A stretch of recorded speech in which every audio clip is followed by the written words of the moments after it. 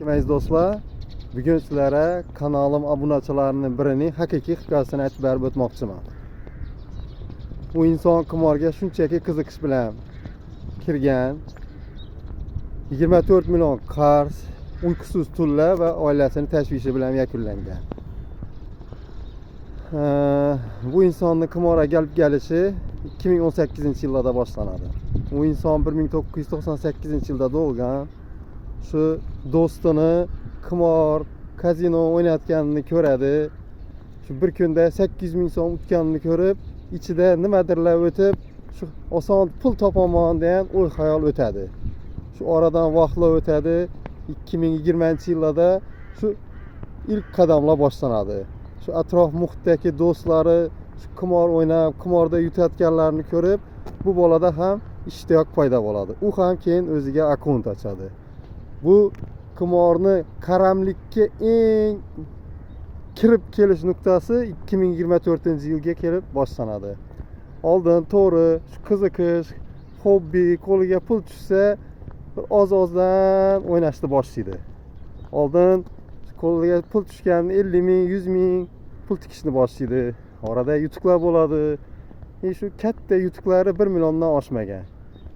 2024-yilga kelib 31-dekabr bir kunning o'zida 1 million so'm pul yutkazadi.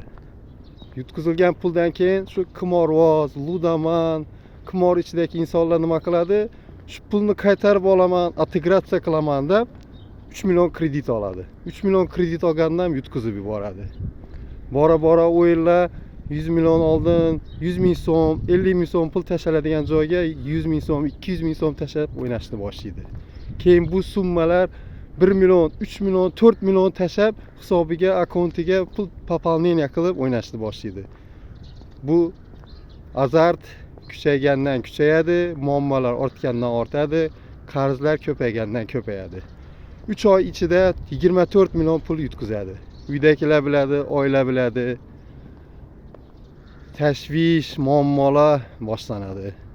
Uydagilar siqiladi, muammolar ko'payadi. Bu yigitda uyqusizlik tunlar boshlanadi, stresslar boshlanadi. Shu muammolarni yechish uchun uyidan chiqib ketadi, ishlashga ketadi. 5 oy, 6 oy ishlab qarzlarni qutuladi. Bu bilan nima demoqchiman? U bola ham xulosa qilib, oxiri shu o'yinning ichida bo'lsam, bundan battar ham bo'lishi mumkin. Hayotimni yutkazib yuborishi mumkin. Hayotimni o'zim o'ldirib yuborishim mumkin degan fikrlarga kelib, o'yinni xulosa qilib, o'yinni tark qiladi. Men nima demoqchiman? Hozir kim o'yin ichida bo'lsa, vaqtida to'xtating, xulosa chiqaring. Har qancha o'zingga ishonma, o'ynayapsanmi, yutkazishing aniq. To'xtatdingmi, sen g'olibsan. Kech bo'lmasdan xulosa qiling, vaqtida to'xtating. Ko'rishguncha.